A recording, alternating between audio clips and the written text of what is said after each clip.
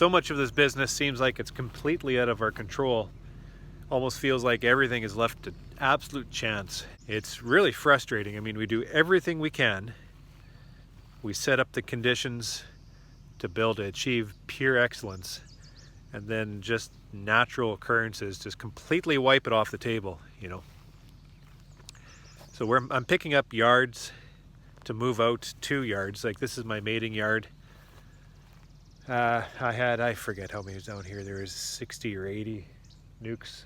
They're in here, and you see just a few scattered there. I was running 86, 87, could have been actually, when I count the ones we leave a little bit more time, we're probably near 90% acceptance on that success. These queens were mated absolutely brilliantly, laying sheets of eggs. I mean, the little nest is taking those eggs on into brood. You pull the frame out, and it's just this huge white glistening frame of brood in front of you. It's just absolutely brilliant. So it's exciting when you can see that happen, that success.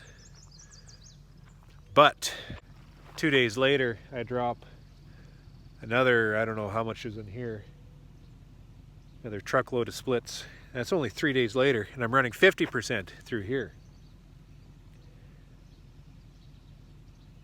Yeah, so I mean, we go from complete success to near failure on this side. So I'm not sure what happened there. I am blaming the weather. Right about this time when these hives were mating, we had terrible windstorms coming through. It was absolutely terrible. We've hardly had a day, like right now it's calm. Like this, I mean, where did these days go about 2 weeks ago? But I'm checking these colonies. It's 18 days after the queen hatches, and that should be more than enough time for that queen to lay. But these colonies we're going down into, which need a little more time. We give them maybe 20 days, maybe 22 days before we pull a pin and drop another cell. Either shake it out, put another cell into the nuke. So anyways, that's what we're gonna have to do. It's not as easy to pick up these yards because I'll have to sort the successes, and you know, just for example, here is 2 failures, outright failures, which are big enough.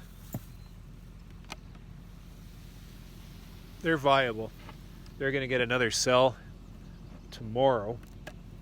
Both those, and the center one here needed just a little more time. You can kind of tell when the colony has a queen in there and when the colony's viable just by the way they act.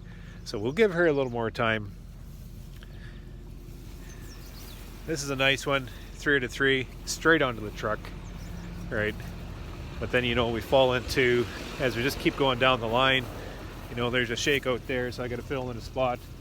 There's one that needs more time. There's one that needs another cell, and just all the way down the line like that, 50%. So I got to pull out the successes, consolidate them onto a pallet and onto the truck. At any rate, that's just the business. We just got to deal with the conditions that we're faced with. Any beekeeper that talks to you and tells you about their tremendous success, which is fine, but I also believe in balance, and where you have tremendous success, you have absolute failure. And if you don't recognize both, then there's no way that you can manage properly in this business.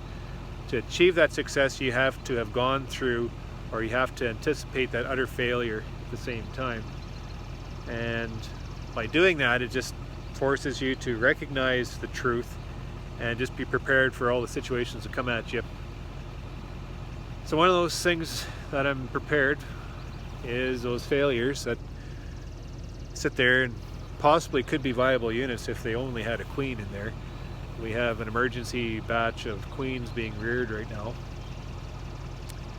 and we'll just, you know, try to start them up again. That's all we can do. But we're starting to get late, starting to get closer to the honey pull. So after this next batch of queens, just to help fix up some of these problems, today, tomorrow, Thursday, through those checks, We're going to use up the emergency queen cells for replacements, and then after that, I'm afraid we'll just have to, any of the failures will just shake out. We're getting too close to the honey pole. We can't drift too long here on trying to fix things up, because we got to switch directions. We got to change gears. We have to keep on top of our workload. So we take the good with the good and we manage the bad.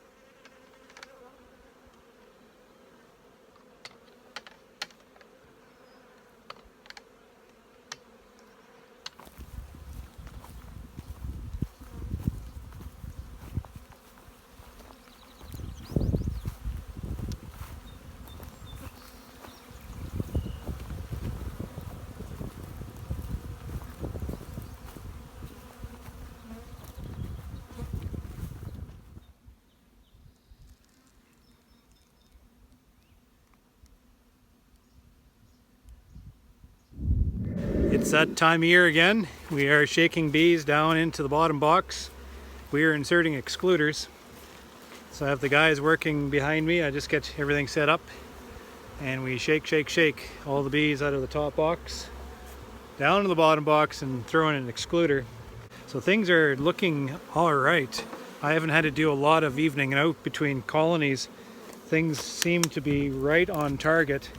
I'm looking down and the bees are nicely in the top box, moved up. The queen is like looking at, you know, she's laying in 3 frames, just perfect, and just set up exactly the way I want to. So it's going pretty quick. I'll have the other two join me later. They're doing other things in the apiary, and once we get a full crew going on here, we'll be able to knock off a bunch of yards a day and hopefully get this done by the weekend.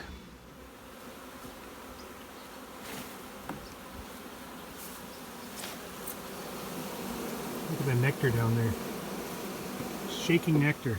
First day honey flow. Yeah, shaking out that frame. It's time we started. Where do you see that?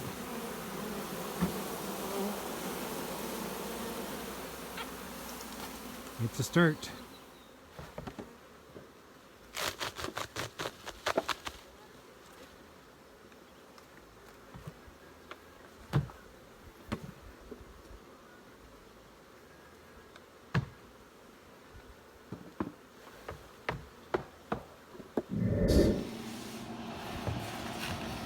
Take a random look.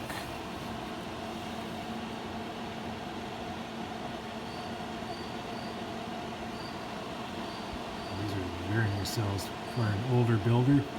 Well, you boosted this builder. With that brood, and it's still not, like it's still, like that's old bees still. Old bees. Look at that, eh? Oldie. Very white. You did a beautiful job. So this is it.